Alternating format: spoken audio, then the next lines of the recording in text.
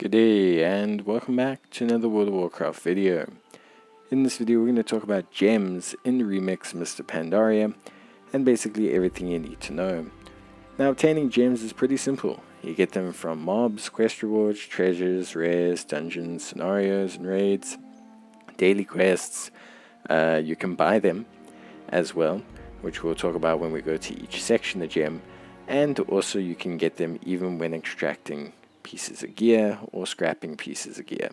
So getting gems is very straightforward, and it's a very simple system overall. It seems complex, but really when you break it down, there's not a lot to it. It's just that they are very powerful and they're something you need to really consider. So obtaining gems is obviously part of the process, but there is also the process of upgrading gems. Now upgrading gems is actually misleading because you can only upgrade one type of gem. That is the prismatic gems. These are your standard stat gems, masterful stats or crit stats or haste or versatility, etc. To upgrade these you simply need 3 of the same type, so you need 3 blue, for example, to make a purple. The highest rarity it can go to is orange, which is legendary. Once it gets there, it will give you crit or whatever stats it is, and stamina. Now the one important thing to understand here is the gem does not have actual stats on it. You'll see it as like a little plus symbol.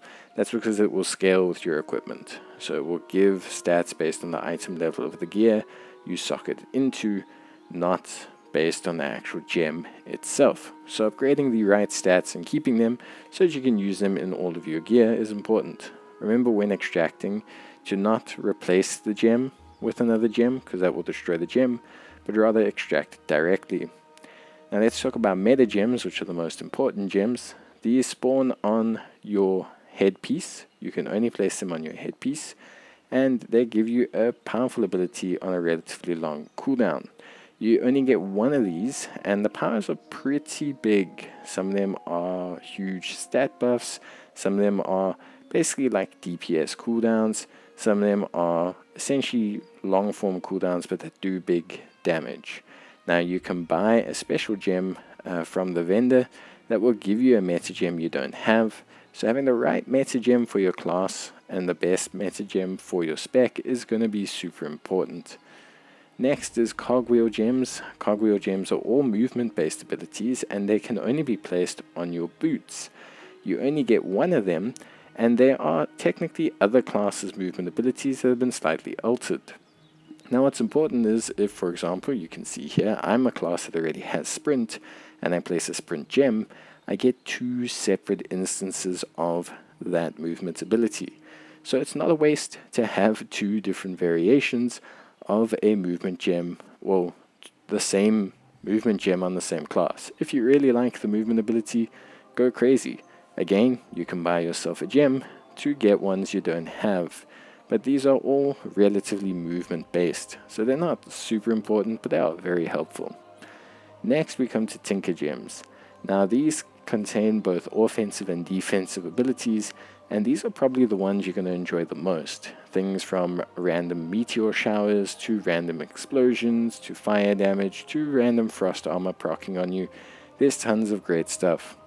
Now Tinker gems will only spawn on your shoulder, wrist, gloves and belt, but you can eventually get 3 on each of them, and that's going to give you a lot of different really powerful abilities. Again, Tinker gems scale with the item level they have, so a Tinker gem of a meteor shower, for example, on a higher item level piece will do more damage and potentially proc more. You can't have more than one of the same Tinker gem on a piece, so there's no point really holding on to a ton of them. Obviously you want to have the various ones that suit your class the best, which is ultimately what we all want. Because of how important Tinker gems are, these are where I'd say you probably want to consider investing the time or the bronze to obtain multiple different types, because ultimately at the end of the day, because you can have so many of them and because they have so many different unique very potent effects, they are something you want to consider definitely having. And finally, we come to prismatic gems. These are the gems I mentioned earlier, and these are your raw stat boosts. They come on your chest, legs, necklace, rings, and trinket. You won't get a lot of these until you hit max level and start to clear out some of the meta achievements to unlock your rings, neck, and chest and trinket pieces, but they give you a huge secondary stat boost. It's important, it's very, very helpful, and it's very important that you know what secondary stats your class wants. Like I said, you're going to be using your upgraded gems to do this, and because you can have so many, we're talking 15 different gems in total, making sure you have enough gems and high level ones is going to be important. But that's it from me. That should tell you everything you need to know. Hopefully you guys have your questions answered, and I'll see you in the next one. Bye.